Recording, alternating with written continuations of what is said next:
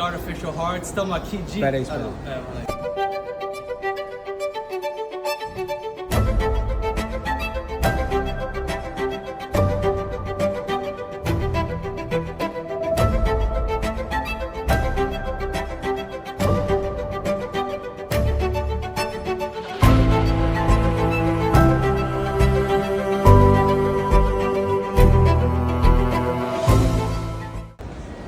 Boa tarde, família Artificial Hearts. Estamos aqui em Belo Horizonte, diretamente da capital mineira, para um evento muito especial. Eu sou Billy the Yankee e nos siga para mais um episódio do Artificial Hearts.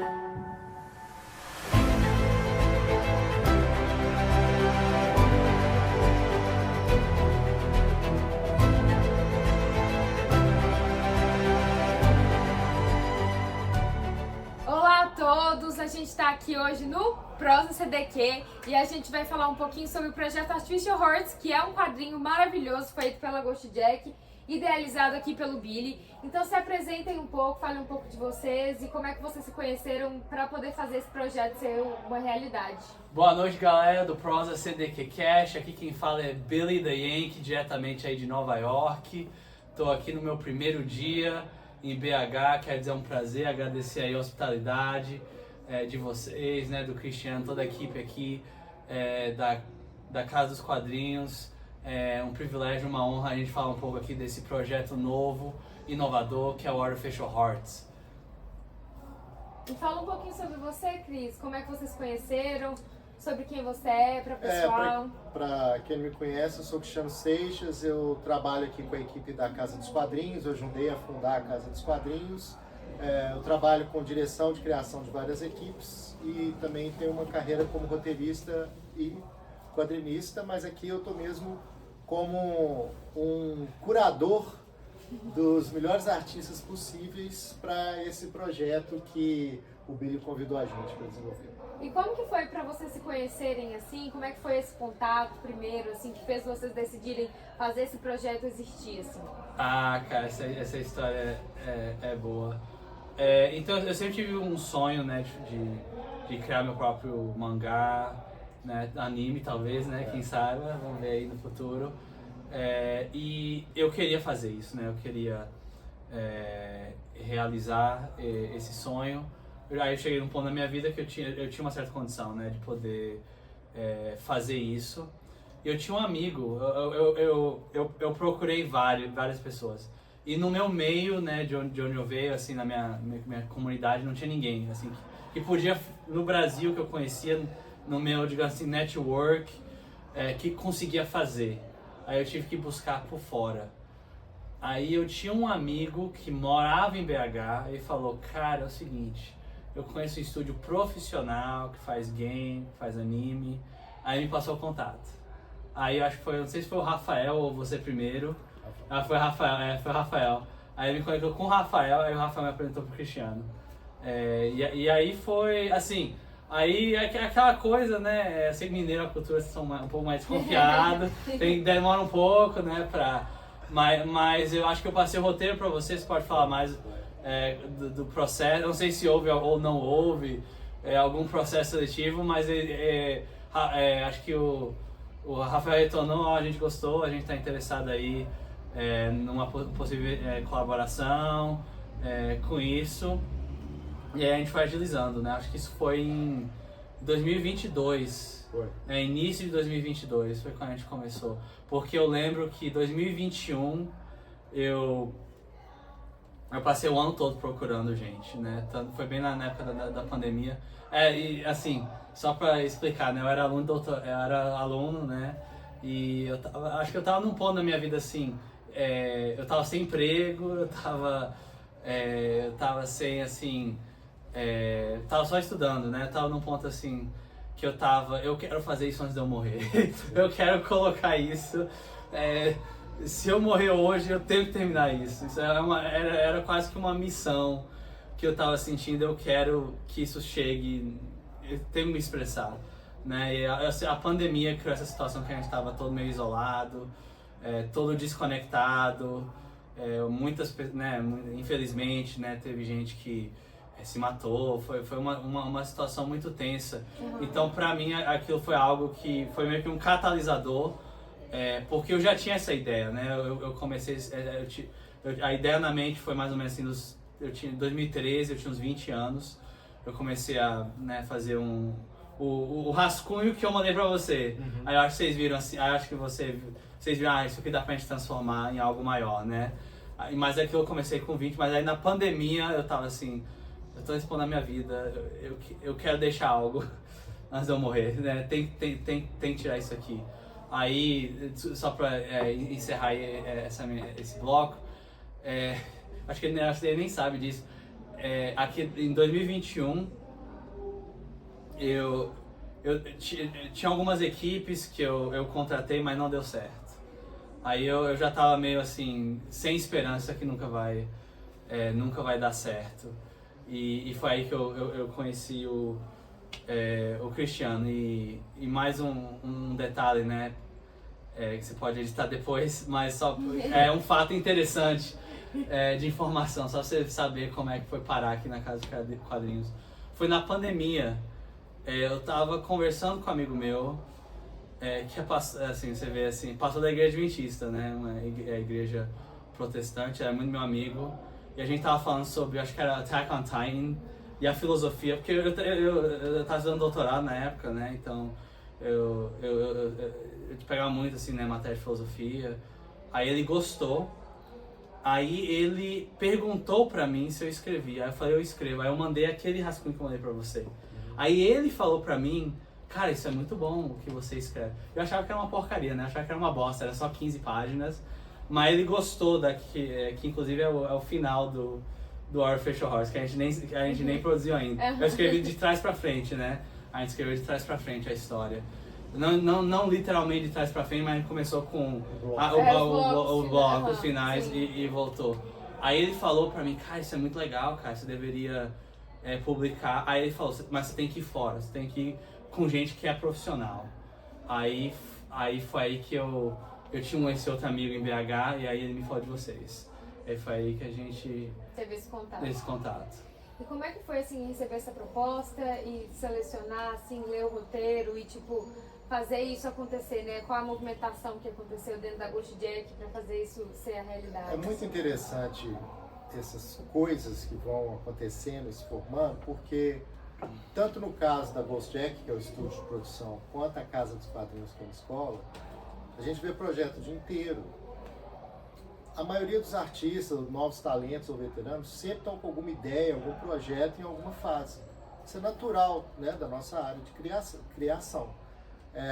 E aí depois da pandemia teve um boom disso. A gente tinha vários projetos até no estúdio mesmo, e tinham projetos que chegavam tanto para a escola quanto para a produtora Ghost Jack. No meio desse bolo, chegou o Artificial Hearts. E a gente falou, cara, tem alguma coisa aqui que realmente pode ser interessante. Mas a gente, era tanta coisa, a gente disse, mas será que é mesmo? E aí a gente foi conversando, negociando com o Billy, no sentido de assim, vamos desenvolver esse projeto e ver, sabe? E aí tinha essa ideia também, se a gente ia tentar fazer um pitch para fazer um anime ou um piloto de animação, ou se ia fazer o que eu acho que é o caminho que muitas vezes funciona melhor, fazer uma graphic novel com a melhor qualidade possível. Sim, e depois ir para anime. E ela ser uma coisa consistente para apresentar pro que é o que o mercado faz hoje em dia, né? Isso. Faz primeiro ali a graphic novel, os webtoons, depois vai para animação, né? Então o Newton, que acabou sendo realmente o roteirista da adaptação do material junto com o Billy, ele deu uma lida, também deu a posição dele, então ficou principalmente eu, Rafa e o Newton dando uma avaliada. E a gente foi tendo várias conversas sobre o projeto e a gente conseguiu um artista que o Valdo sempre está com muito projeto, né? O Valdo sempre está com muito projeto. Então, a pessoa que montou o pré-projeto nem foi o Valdo. A gente teve um artista muito bom, inclusive, que topou, negociou com todo mundo, falou, vamos fazer uma pitch Bible, né? Uma bíblia de apresentação, para a gente sentir a consistência do projeto entre todos nós, até mesmo para mostrar para o mercado. Sim. E aí, na época, aconteceu uma coisa também dessas coisas de anos de volta de pandemia, porque assim, o Kids Screen é um dos principais eventos para negociar animação infantil e infanto-juvenil do mundo. É um evento que acontecia em Nova York, mudou para Miami, agora acho que está em San Diego, mas nessa época eu estava em Miami, todo dia eu estava em Miami. A gente foi em Miami, com a história rápida, a gente foi em Miami em 2020, a delegação chinesa não foi. Claro, tem uma doença na China que está começando, um negócio estranho, a delegação não veio. Deus. Uma parte da delegação foi para Nova York, ficou presa no lockdown. Eu ia, não pude ir por causa de trabalho da Ghost Jack, voltei. E aí esquecemos o Kids Screen. E aí chegou uma oportunidade muito legal da delegação brasileira ir de novo. E aí a gente tem o Alexandre Pike, que é um parceiro nosso em Miami, do estúdio. E ele falou, cara, como é que tá os projetos aí? Eu tô querendo entrar nos novos projetos. E eu falei, ó, tem o Kids Screen, quer montar a delegação brasileira mesmo? Kids Screen, quero. Quais projetos você tem? Aí o Alexandre Pike viu o Artificial Hearts também, aí a gente conversou todo mundo, cara, vamos aproveitar que a gente está montando essa Pitch Bible e vamos levar para o Kids Screen, a gente já vai selecionar alguns projetos, vamos ver o que o mercado sente do projeto. E fomos. Então eu, o Alexandre Pike, ele já estava lá, o Rafa, ele estava preso em outra produção aqui, fomos nós dois com 4 projetos principais, a gente estava com 8 projetos na época, e um dos 4 que a gente mais apresentou estava essa pitch de vendas do Artificial Qual foi Hearts, eu não 2022.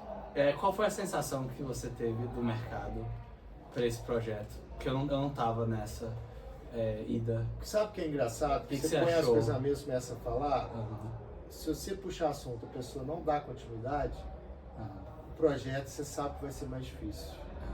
E quando a pessoa olha a imagem, começa a perguntar mais alguma coisa do projeto, mas o que é exatamente essa proposta, isso aí vai ser um anime, isso aí vai ser um graphic novel, é mais vitoriano, é mais cyberpunk. Quando começa a ter esses questionamentos, aí você fala, ó, tem alguma coisa nesse projeto. E aí tinha players, né, seja distribuidoras ou produtores, perguntavam, você já tem episódio pronto? A gente falou, não, a gente está produzindo a graphic novel. Tá? O povo já querendo a animação querendo na saber, mesa, assim. Então assim, aí na volta, aí que eu acho que o Rafael desenvolveu uma negociação mais longa com o Billy, assim, na volta ele falou, cara, vamos ver uma forma de uma graphic novel ser viável para o estúdio e para o Billy. E aí que teve mesmo, não, então bater o martelo, vamos fazer já primeiro. A gente sentou com muita conversa também, falou, vamos fazer a primeira metade, vamos fazer o primeiro volume da graphic novel. Aí a gente bateu esse martelo, primeiro volume, e a gente começou a fechar a equipe, não foi isso? Sim, foi. Mas essa ida a Miami para mostrar o pré-projeto, assim, não tinha arte acabada do Valdo nem nada, era os concept arts de personagem, de cenário, de outros artistas. Mas a gente sentiu que o material mesmo tinha pegado, tipo assim, a ideia, o roteiro básico ali já era o suficiente. Não, o roteiro básico, porque o roteiro central ele nunca mudou.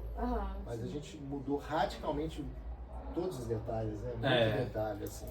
Eu que acompanhei a equipe toda. Não, então, o que era o centro ali do projeto foi o que deixou as pessoas curiosas, né? Pra poder saber mais, pra querer saber mais. Sim. E pra finalizar esse bloco, Billy, como foi assim? Deu certo, vamos fechar e vamos fazer. Cara, tem essa história.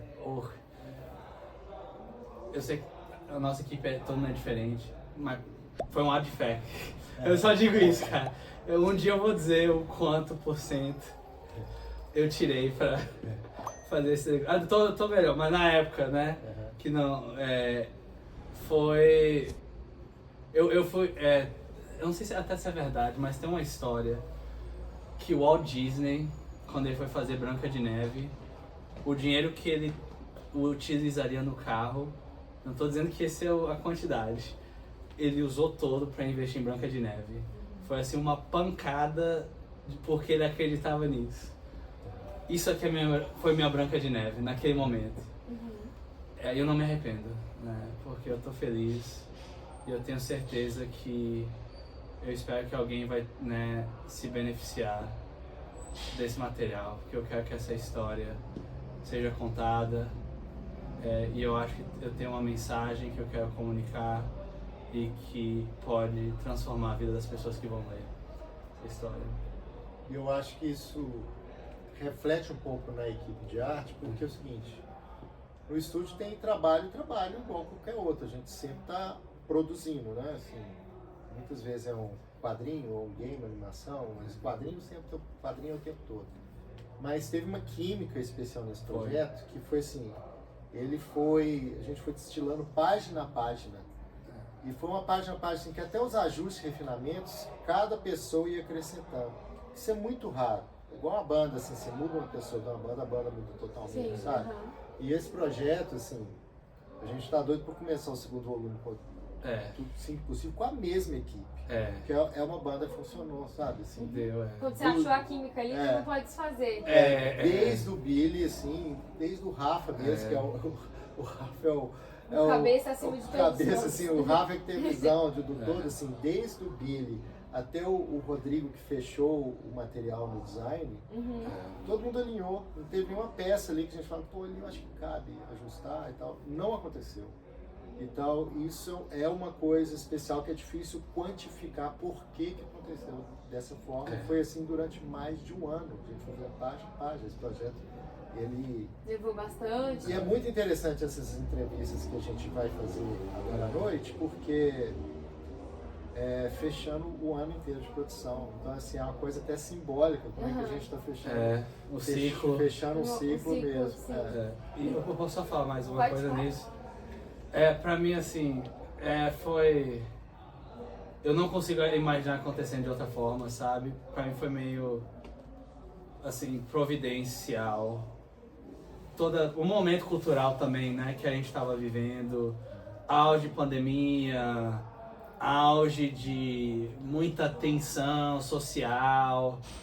Então, pelo menos pra mim, era pra ser desse jeito, e era pra ser isso, sabe? Era pra sair como saiu, né? Então, feliz, né, que eu consegui fazer parte disso.